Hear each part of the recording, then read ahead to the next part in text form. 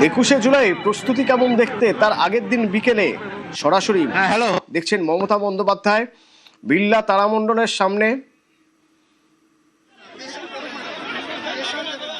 অভিজিৎ আছে আমার সঙ্গে। অভিজিৎ, প্রতি বছর আমরা দেখি যে 21শে জুলাইয়ের আগের দিন সে নানা রকম সরকারি কাজ সেরেই হোক বা যেভাবেই হোক একবার অন্তত মঞ্চে ঢু মেরে যান মমতা বন্দ্যোপাধ্যায়।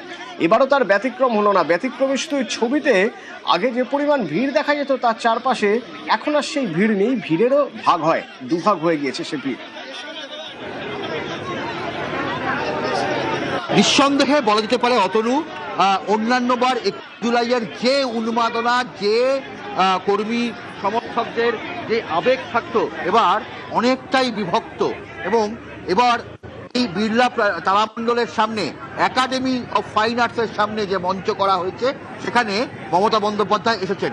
প্রাক্তন মুখ্যমন্ত্রী মমতা বন্দ্যোপাধ্যায় সেখানে উপস্থিত হয়েছেন এবং এখানে সকাল থেকে আজকে খুব গুটি কয়েক, মানে 5 থেকে 10 তৃণমূল কংগ্রেসের কর্মী ছিল, বামপন্থী তৃণমূল কংগ্রেসের কর্মী।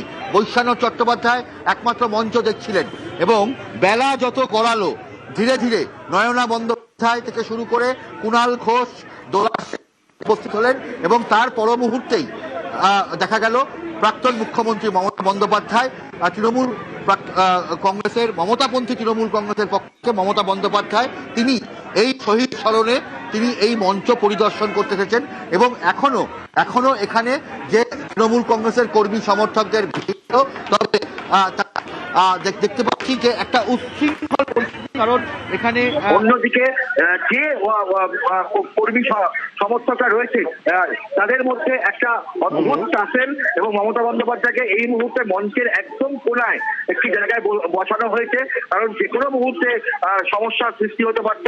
তবে এখন পুলিশ রয়েছে এবং তারা গোটা এলাকা পরিস্থিতি সামলানোর চেষ্টা করে চালাচ্ছেন। আচ্ছা।